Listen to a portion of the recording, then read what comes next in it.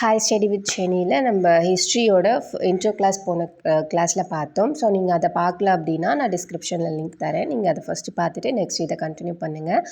ஏன்னா அப்போ தான் உங்களுக்கு ஒரு கண்டினியூவேஷன் இருக்கும். ஸோ நம்ம ஹிஸ்ட்ரி 3 பார்ட்ஸாக பிரிக்கிறோம். ப்ரீ ஹிஸ்டாரிக், ப்ரோட்டோ ஹிஸ்டாரிக் அப்படின்னு. நம்ம இதெல்லாம் சொன்னோம் அப்படின்னா நம்ம ஒரு ஆதாரத்தோடு தான் சொல்லணும் இல்லையா? ஸோ நம்ம அந்த ஆதாரங்கள் எப்படி இருக்குன்னா, இந்த ஆதாரங்கள் நம்ம 2 டைப்ஸாக பிரிக்கிறோம். ஃபஸ்ட்டு ஆர்கியாலஜிக்கல் அண்ட் லிட்ரரி இயக்கம், அதாவது இலக்கியம். ஸோ இப்போ நம்ம ஆர்காலஜிக்கல் தொல்பொருள் நம்ம பிரிக்கிறது ஆர்கிடெக்சர், அதாவது கட்டிடக்கலை, அப்புறம் நிமிஸ்மேட்டிக் அப்படின்னா நாணயவியல், அதாவது நம்ம அரசர்கள் நாணயங்கள் உருவாக்கியிருப்பாங்க. அதில் அந்த அரசரை பற்றி நம்ம தெரிஞ்சுக்கலாம், அவங்களுடைய நடவடிக்கைகளை பற்றி தெரிஞ்சுக்கலாம். கல்வெட்டு அப்படிங்கிறதுமே ஒரு அரசரை பற்றியும் அரச குடும்பத்தை பற்றியும் நம்ம தெரிஞ்சுக்கிற மாதிரி இருக்கும். இந்த அகழ்வாராய்ச்சி எக்ஸ்கவேஷனில் கிடைக்கிற பொருட்கள் அங்கே வாழ்ந்த மக்களை பற்றி நம்ம தெரிஞ்சுக்கிறதுக்கான ஒரு இது. ஸோ இதெல்லாம் ஆர்கியாலஜிக்கல். அதுக்கப்புறமா இலக்கியம் சார்ந்தது அப்படின்னா வெளிநாட்டு பயணிகள் நம்மளோட இந்தியாவுக்கு அவங்க சில குறிப்புகள் எழுதி வச்சுருப்பாங்க. அதுக்கப்புறம் நம்ம இந்த புராணங்களையுமே சொல்லலாம். புராணங்கள் எக்ஸாம்பிள் ராமாயணம், மகாபாரதம், இது எல்லாமே மத சம்பந்தப்பட்ட இலக்கியங்கள்லையுமே நம்ம தெரிஞ்சுக்கலாம்.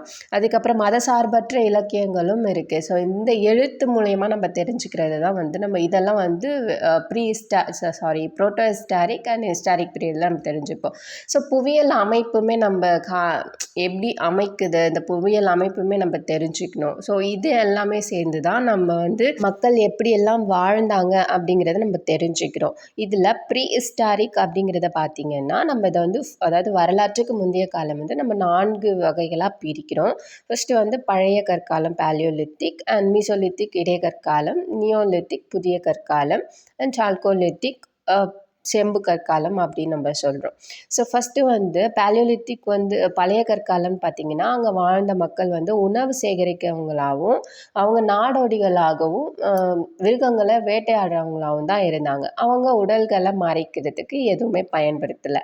அப்புறம் அங்கே இருந்தவங்க எல்லாருமே ஒரு மிருகத்தன்மையோடு தான் இருந்தாங்க. அவங்களுக்கு எந்த ஒரு உணர்ச்சிகளும் எமோஷ்னல் அட்டாச்மெண்ட்ஸும் அவங்களுக்கு கிடையாது. அவங்க கருவியாக பெரிய கற்களை தான் அவங்க கருவியாக பயன்படுத்திட்டு இருந்தாங்க.